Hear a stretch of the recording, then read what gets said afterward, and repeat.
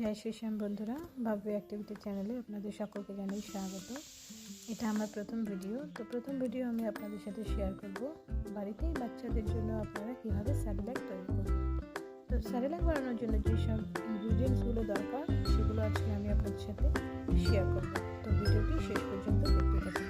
প্রথমে দেখছেন আমি এখানে কিছু চাল নিয়ে নিয়েছি। এখানে 2 বাটির মতো চাল আছে। চালগুলোকে ভালো করে পরিষ্কার করে নিয়ে তার মধ্যে আমি 1 বাটি ছোলার ডাল অ্যাড করব। তারপরে আমি 1 বাটি মসুর ডাল অ্যাড করব। তারপরে এখানে আমি 1 বাটি মুগের ডাল অ্যাড করব। তারপরে এখানে আমি ডালিয়াটাও অ্যাড করব।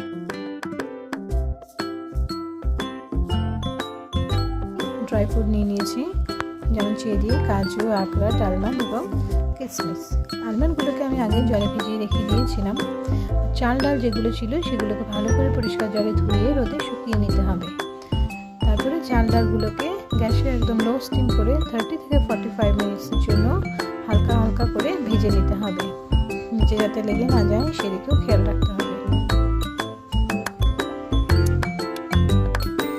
দেখুন অলমোস্ট রেডি, লাল লাল করে ভাজা হয়ে গেছে। আমি এখানে ড্রাই ফ্রুটগুলোকেও অ্যাড করে দিয়েছি। এখন এটার আমার একটা ফাইন একটা ডাস্ট রেডি করে নিতে হবে।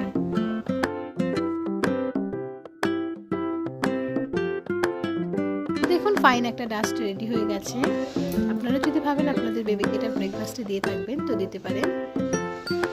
এটা আপনারা বাড়িতে 25 থেকে 30 ডেজ অবধি স্টোর করেও রেখে দিতে পারেন।